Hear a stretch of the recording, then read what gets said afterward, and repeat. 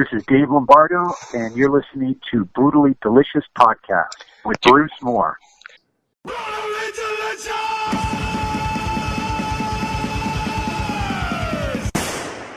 Hey, you're listening to the Brutally Delicious Podcast. I'm Bruce. And I'm Chris. And today I am honored to have Dave Lombardo. Many of you know him from Slayer, Suicidal Tendencies, but he's out promoting a movie that he did the soundtrack on. And Chris, why don't you tell us a little bit about it, because you're a little more connected to it.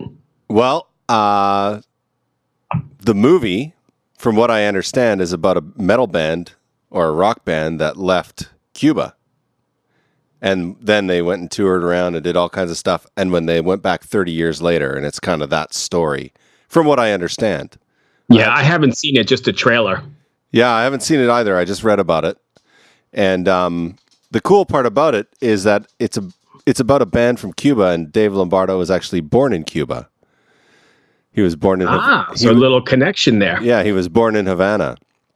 So the other cool thing about it is I don't think that the way he described the soundtrack, it doesn't sound like there was any metal involved. It sounded like it was a lot of ambient stuff and more composition, which kind of shows that he's pretty versatile in what he does. I am a lifelong fan from back like in '83. And I've been out and about. I've run into him a few times here and there, especially on 70,000 Tons. I think it was his wife he was with, but it was, we were out looking for Jamaican Blue Mountain coffee, running around the shops there. Me, Denise, and him, and I believe it was his wife. And I was like, holy shit, I'm running around Jamaica with Dave Lombardo from Dead Cross or Suicidal Tendencies or a Slayer. And, he's been an idol. So this will be a really nice treat. I'm probably going to nerd out a tiny bit. That's the best part of that cruise, man. Like, fuck. I remember in 2016, I was on the way back to the boat with my wife and Angela, my friend. Yeah, I know Angela. And we're standing behind this couple, and and I'm like, "Oh, hey, what are you guys doing here?" And they're like, well, we have a set later tonight. We're playing. I was like, "Oh, cool." I found out later that it's Jen, the guitar player from Evanescence. Oh, really? Yeah, I was just like, nice. Oh, she was playing in a different band at the time. I don't remember what band, but I was just like, oh, okay. We just waited in line drinking beers, chatting with them the whole time. Yep, that's what happened there. Denise and I were out looking for coffee, and I turned around and went to grab something, and I looked up and went, holy fuck, it's Dave Lombardo. And then he's like, so what do you think of that coffee? I'm in. Dave Lombardo. Holy shit. Yeah, the quote on the wiki, on his wiki page says, one of his bandmates get angry at him because they have to warm up for an hour to get ready to play this thrash, and he just walks in and sits down and plays. Can you imagine? Because he's just a natural at what he does. Right. Can you imagine the way he plays and he just sits down and does it? Oh, yeah. Just like, okay, time to play. That's wild. Yeah. Okay. But anyway, so let's go ahead and get him on the line and see what he's got to say. Portions of this recording have been pre-recorded. Hey, Chris, we got Dave on the phone. Dave, meet my partner, Chris. Hey, Dave, how you doing? I'm well, thank you. How you doing? Awesome. So anyway, thanks for taking the time. I appreciate it. I know you're busy. I guess we'll just jump right into the film. How did you get involved in, I'm going to butcher it because I don't know Spanish, but Los Últimos, how do you pronounce that last part? Los Últimos Freakies. Oh, okay, it was right. I didn't want to butcher it, but how did you get involved in that? I know you're Cuban descent, but how did that come about? The director, Nicholas Brennan, contacted me approximately 9 years ago and presented this story to me and asked me if I was interested in scoring the documentary. I found the story fascinating, and I felt pretty big connection with not only the story but with the musicians, because I clearly felt that that could have been me if my parents didn't come to the States in the late 60s. Okay.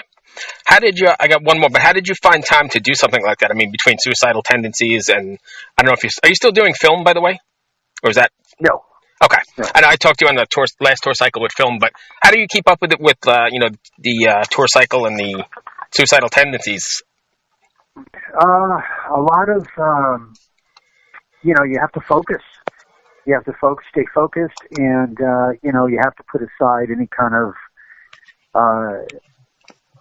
extra, curricular, Right. activities that go on, whatever. You just have to, hone it in. Say, hey, I can't hang out with you, tonight. Whether, Right. It's a friend or something. I got to work. And seriously, sit there in front of the computer and write. And so it really takes a lot of discipline to do something like this. Especially I come off tour, and I'll give myself let's say my plane lands at 12 o'clock in the afternoon. I have the rest of the day.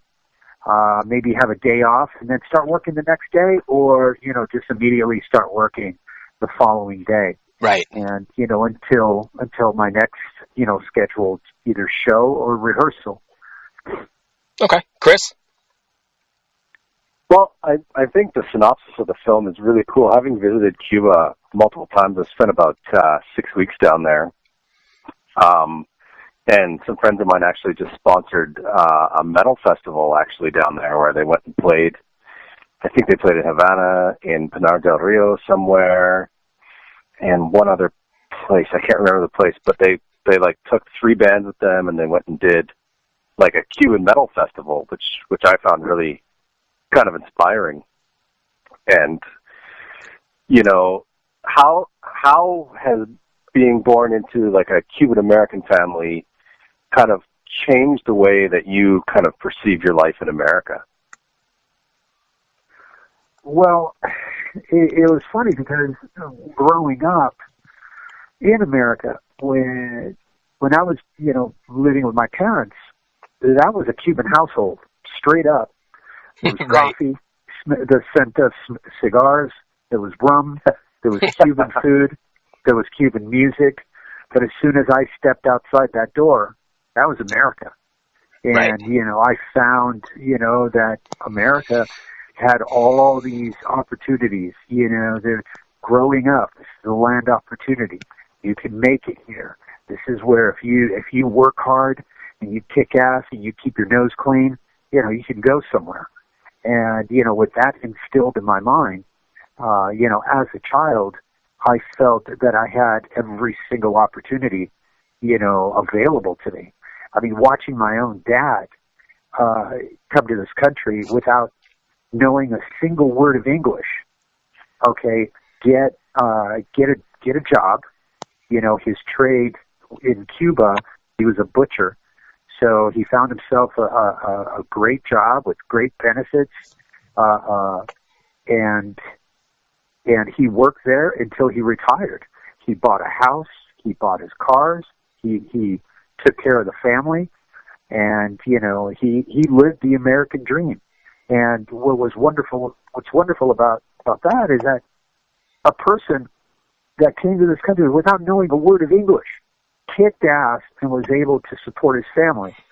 So I saw a major contrast in approach when it comes to work ethic from my family to not only, I mean, I saw similarities in a lot of other families, but then I saw a lot of families that were exploiting, the opportunities Sure. here, exploiting them in a negative way.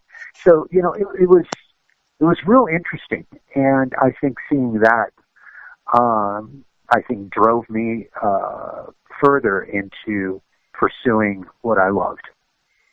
Nice. That's awesome. And that work ethic probably got passed down to you, and it probably really propelled your musical career in a way. Because you had that belief. Yes. Yeah, and I still do. I could probably go through any any situation, and I'll still come up with my head above the water because I have that drive. I've been in situations where I've been without a band, without work, without any direction, just my own instincts. And just the thought of just me pursuing life and just, hey, I'm going to stay positive, and I'm going to prevail. I'm going to move forward. I'm going to, if I need to start a new band, I will start a new band. And if I, need to schlep my drums around, Europe and do drum workshops because I don't have a band, I'll fucking do it, whatever it takes. So that work ethic definitely was instilled in me. I just recently did an interview, and they asked me, hey, how do you feel about, touring in a van? And it's like, you know what? I started touring it in a car with Slayer going across country. Right. And, we slowly went into a van, and then we got to finally, during Rain and Blood, we got into a tour bus. Wow, that was a change. Then we started doing tour bus tours, across the country and Europe. Then I found myself in a band. We continued on tour buses, but then I found myself joining Phantomus with Mike Patton, and we went back into a van. And we did tours, in a van throughout Europe with Phantomus until we didn't, perform anymore. But it doesn't matter. It doesn't matter how or in what means there are to tour or whatever. You just get out there and do it. All right. Amazing. So I'm getting back to the film for a second. I know we're jumping around here, but did they have an idea of what they wanted from you, or did you just go in there and start from scratch and put it all together? I started from scratch. I knew that the music, I didn't have to create any kind of metal music or anything like that in that genre, because all of that was supplied by the band that was being featured in the documentary. What I had was the cues. There was about 30 to 40 cues. Cues meaning short snippets of the film, and I had to create a body of work, or a short. It could be 30 seconds. It could have been a minute and a half. They all varied, and I had to draw from the emotion that was coming from the scene, and I had to create a piece revolving that scene. I had to take notes from the director, and I had to sit down with the director and one of the executive producers, and I would take notes, and they would tell me, okay, we need this section, something a little more, melancholy, something a little more, dramatic, an undertone, some kind of a soundscape. Right. And there was a lot of also sound design that went into some of the tones that I was using, and and it was honestly one of the greatest experiences that I've had musically. I was working within my own creativity. I wasn't relying on other musicians and having to feed off of what they're trying to convey. I just went ahead and just took the bull by the horns, and I was under my own, creative, control. So if the opportunity arose, would you do something like that again? Absolutely. Yes. I enjoyed it very, very much. Nice. I've mixed feature films for Universal and Disney, and I've worked with some pretty high-end composers. Did you find the process at first, you thought, oh, I just have to match the picture, this will be fine, and then as you started going, you realized, well, there's no tempo to these cuts. How do I make all of this fit together and work without any tempo map, really? Sorry, real quick, can you repeat that again, because it sounds a little... Oh, sorry. Okay. So, I've done films for Universal and Lionsgate and indie movies, all kinds of stuff. I've worked with high-end composers. When you were composing for the film, when you first started, did you think, oh, this will be cool, I can just create some mood music, and then as you got into it, you realized, wow, they didn't cut this picture to any tempo. I have to hit the cuts. How am I going to fit all this together? Did you find that challenging? I feel that I have a very instinctual something inside of me that's instinctual, that when I see something, I automatically find let's say if they send me just a cue, I'll look at that cue and, because they'll tell me, okay, the music should start at this point and should end at this point. So I'll look at that and I'll have a sense of rhythm or mood. I'll follow the interaction between the, not the actors, but the people involved in the scene, and I'll see how it flows, and then I will then feed off of that and then create the momentum of the score. It's just something you just have to just feel out. It wasn't difficult. I knew what I had to do. It's just being happy with what, the outcome is what I was, mainly focused on. I wanted to make sure that what I was delivering was what their direction and what they were envisioning as well. Right. That's where my next question was going to go, because as a musician, sometimes when you deliver something and someone doesn't like it, the musician kind of gets an emotional response in a way where they're like, well, I really like it. But when you're working on a film, you're kind of the employee of the director and the producers. So how many recalls did they give you? Or did they give you any at all? Or were they just happy with what you delivered? No, there were recalls, absolutely. And there were some, no, Dave, we need something more like this, or they changed their mind, and then I would have to come up with something else.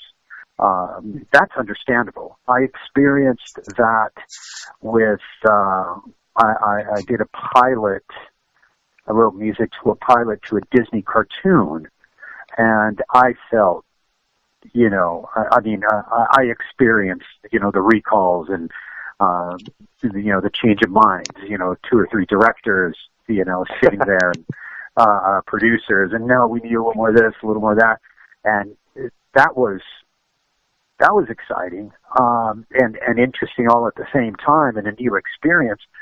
But working with composers throughout my career, Tyler Bates, Joseph Bishara, Christopher Young, recalls are part of the norm. It's part of the process. And one experience that Tyler Bates told me about was a movie he was working on that he wrote the score, and he felt that it was practically done. And then the directors and producers went back and said, no, we want something totally different. And he had to rewrite the whole thing. I don't know how many hours of music he had written. And then the directors went back, you know what? We like the original score better. And oh, man. It felt like he felt like punching himself in the face. But those stories prepared me for what I was getting to. So I expected the recalls. So you guys are on the road with Suicidal now, and then what do you got going on after that? I will be, let's see, I play San Diego this weekend, and then shortly after that, I think I'm flying over to Mexico City and doing Knot Fest. Oh, nice. With Suicidal, and doing a show in El Salvador. Then I'll be back, and then I'm doing a Misfits show in Philadelphia with the Misfits. Yeah, pretty amazing, too. What about Dead Cross? Is that on the side now? No, we are recording a new album in December. Oh, sweet. I know I caught you on the 70,000 Tons. Actually, you and I were looking at coffee in Jamaica at some point. We were looking at what? Jamaican Blue Mountain Coffee on the 70,000 Tons of Metal cruise. Down in Jamaica? Oh. Yeah, you were on that cruise. I was. Yeah, we ended up in the same shop looking at coffee. Yeah. Yep. I missed that cruise and I was so pissed off. I missed that cruise. I was so pissed off because my buddy Ken was in charge of doing all the video on that cruise. So I actually ended up editing it, and I was watching you play, and I was like, fuck, how did I miss this? I've been on almost every one, but that was the one I missed, and I was like, fuck. So I had to edit you a lot. I came across all your live footage, and I was like, holy fuck, this guy can play. Wow. Yeah, I remember I did something with some of the guys from Annihilator. I think we did a Judas Priest. Yeah, a Judas Priest song. Yeah, and they do that like the greatest hit. I mean, all the musicians just kind of jam. Yep. Yeah, that was awesome. Great time. Yeah. Well, cool, man. I appreciate your time. Be well. Good luck with the Likewise, the rest of your tours, and I thanks you again, man. Okay. All right, cheers, brother. Right now. Take care. Bye. Yeah, thanks for your contribution to metal, man. Take it easy. You're welcome. Thank you, man. Bye. Bye-bye. Bye-bye.